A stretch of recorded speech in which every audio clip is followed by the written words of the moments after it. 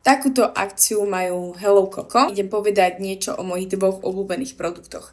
Jedni sú tieto bieliace pasky na zuby a tento fialový korektor. A druhým mojim obľúbeným je tento fialový korektor. Máte tam 14 pasikov, čiže na 14 použití aj na horný rad zubov a aj na spodný rad zubov. Teda neobsahujú peroxid, čo znamená, že to neničí vašu zubnú sklovinu. Je to šetrné k zubom. Viete si to aplikovať z pohodlia domova, aplikujete si to predtým, necháte si to pol hodinu účinkovať, dáte si to dole, potom si to normálne zmiete kefkou a ešte si teda na tú kefku dáte tento fialový korektor. Takto to teda robím ja.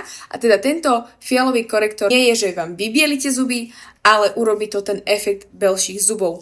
Keďže vlastne je to fialová a keď sa zmieša fialová so žltou, vytvorí sa nám biela.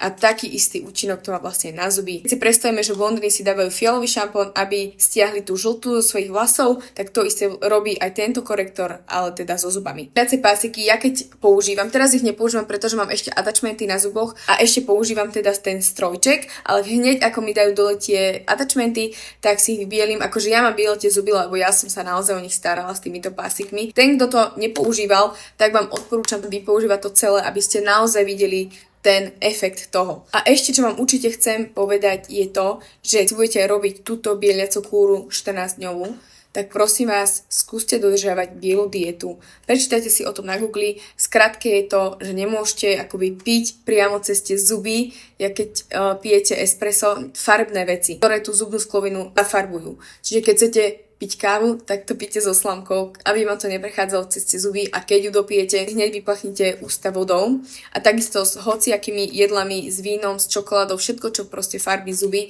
by ste sa teda tomu mali vyhýbať počas tých 14 dní, aby ste mali ten efekt naozaj 120%.